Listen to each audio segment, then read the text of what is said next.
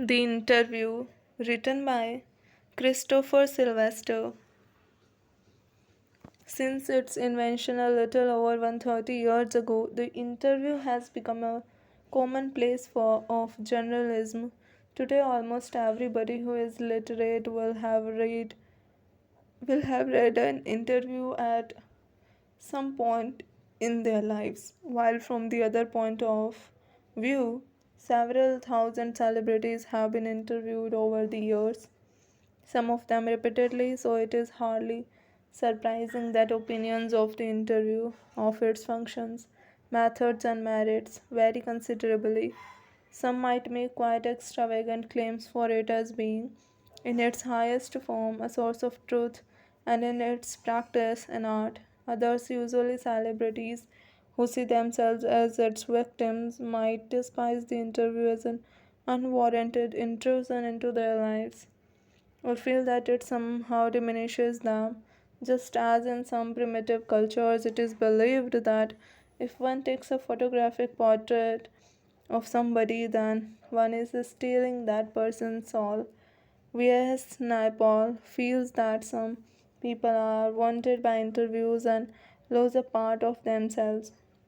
Lewis Carroll, the creator of Alice in Wonderland, was said to have had a just horror of the interviewer, and he never consented to be interviewed.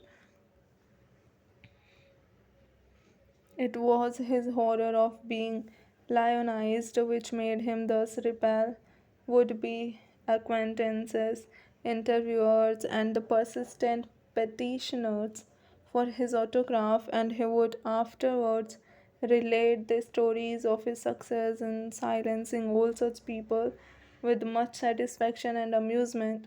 Rudyard Kipling expressed an even more condemnatory attitude towards the interviewer.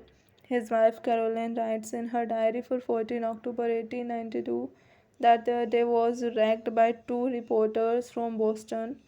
She reports her husband as saying to the reporters, "Why do I refuse to be interviewed? Because it is immoral.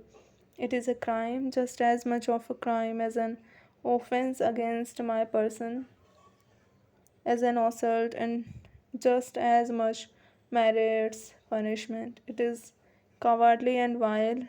No respectable man would ask it, much less give it. Yet Kipling had himself perpetrated such an assault on Mark Twain only a few years before.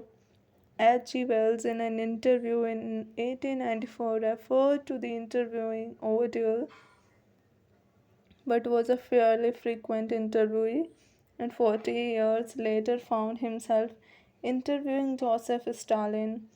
Saul Bellow, who has consented to be interviewed on several occasions, nevertheless, once described interviews as being like thumbprints on his windpipe. Yet, despite the drawbacks of the interview, it is a supremely serviceable medium of communication. These days, more than at any other time, our most vivid impressions of our contemporaries are through interviews.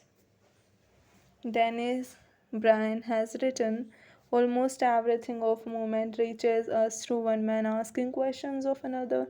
Because of this, the interviewer holds a position of unprecedented power and influence.